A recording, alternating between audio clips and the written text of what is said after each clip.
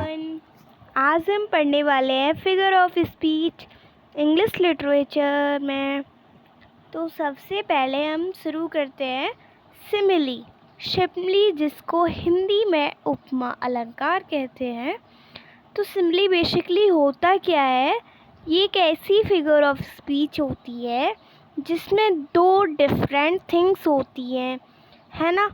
दो unlike things होती हैं, दो अलग अलग वस्तु होती हैं जिनको हम उसमें समानता बतलाते हैं, जिसमें हम वर्ड का यूज़ करते हैं लाइक और एज का। That simile is a figure of the speech that compares to different things using the words like और as. For example, she is as brave as a lion. मतलब कि वह lion की तरह ही बहादुर है। She swims like a fish, वह मछली की तरह तैरती है। तो इसमें ऐसे वर्ड होते हैं, वह उसकी तरह ये करती है, वो करता है, यह उसकी तरह बहादुर है, वह उसकी तरह चालाक है। ये दोनों वर्ड आएंगे तो आप समझना ना, इसमें सिमिली है। ठीक है, तो आगे चलते हैं मेटाफोर।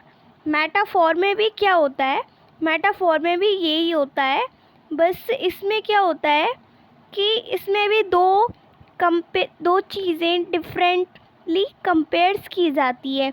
बस इसमें क्या होता है कि इसमें डायरेक्टली कंपेयर की जाती है। इसमें ना तो लाइक वर्ड का यूज़ किया जाता है, ना ही एज का। A metaphor is a figure of speech that directly compares two things without using like or as. For example, this classroom is a zoo. Life is a journey. He is lying. क्या वह शेर है? ऐसे इसमें देखो directly कैसे compare किया, मतलब कि ये क्लासरूम जो है वो एक जू है। क्या ऐसा हो सकता है? नहीं ना। तो इसमें डायरेक्टली जू से कंपेयर कर दिया है क्लासरूम को। इसमें लाइफ को कंपेयर कर दिया है जर्नी से। इसमें उसको, वह शेर है, उसको शेर से कंपेयर कर दिया है डायरेक्टली। तो मेटाफोर में यही होता है जिसको अपन हिंदी में पढ़ते आए हैं रूपक अलंकार के रूप में। चलो आगे चलते हैं अपन पर्सोनिफिकेशन जिसको अपन मानवीकरण कहते हैं। ठीक है ना, मानवीकरण अलंकार। तो इसमें बेसिकली होता क्या है कि इसमें जो नॉन लिविंग थिंग्स हैं, नॉन लिविंग थिंग्स का मतलब है जो जीवित नहीं है। ठीक है, वो जैसे कि वस्तु वगैरह होती है ना, वो जो जैसे कि, और उसमें कोई भी ह्यूमन क्वालिटीज़ होती नहीं है, लेकिन उनको ह्यूमन क्वालिटीज़ और उनके एक्शंस दिए जाते हैं। जैसे कि फॉर एग्ज़ाम्पल हम ऐसे करते हैं कि देखो तारे जो हैं वो स्माइल कर रहे हैं, है ना, हम मेरी तरफ, ऐसे भी कर सकते हैं। Personification is a figure of speech when non living things are given human qualities और एक्शंस। तो इसमें क्या होता है कि जो नॉन लिविंग थिंग्स होती हैं, ठीक है, नॉन लिविंग थिंग्स होती हैं, निर्जीव वस्तुएं होती हैं, निर्जीव वस्तुओं को सजीव के लक्षण दिए जाते हैं, उनकी क्वालिटी दी जाती है, तो उसको पर्सोनिफिकेशन कहते हैं, मानवीकरण कहते हैं। जैसे कि for example, the car danced on the bumpy road, कि जो कार है वह ऊबड़ खाबड़ रोड पे डांस कर, ठीक है, the car danced on the bumpy road. For and next example, the sun is smiling at me, जो सन है वो मेरी तरफ स्माइल कर रहा है। ऐसे बहुत सारे एग्जाम्पल हैं, हिंदी में आपने काफ़ी सारे वर्ड होंगे, जैसे कि धूल भागी घाघरा उठाए, ऐसे बहुत सारे हैं। फूल हंस रहे हैं, फूल, ऐसा बहुत सारे हैं। सो इट्स ओके, ज़्यादा इतना टफ नहीं है, बहुत इजी है, आप बहुत जल्दी समझ जाओगे। चलो आप चलते हैं ऑलिटेरेशन पर। ऑलिटेरेशन आपको तो जाना पहचाना होगा ही, है ना। ऑलिटेरेशन तो आप बचपन से ही पढ़ते आ रहे हो।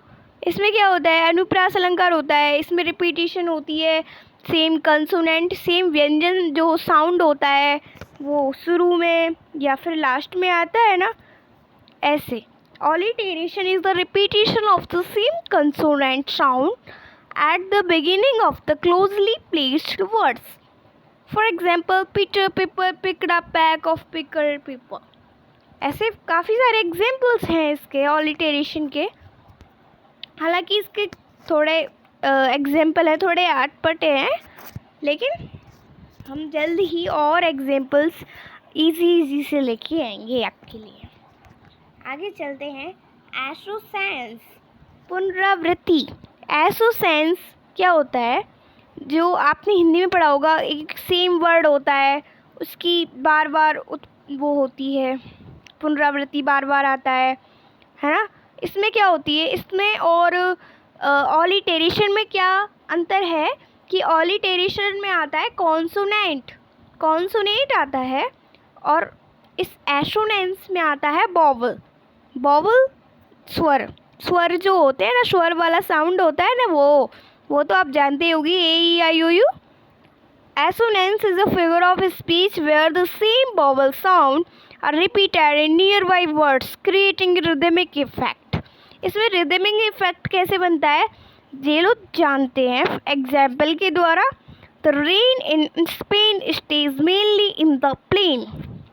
इसमें रेन आ रहा है, रेन, फिर लास्ट में कैसे आ रहा है, देखो, रेन, फिर स्पेन, फिर स्टेज, मेनली, AIN इसमें सबसे ज़्यादा आ रहा है।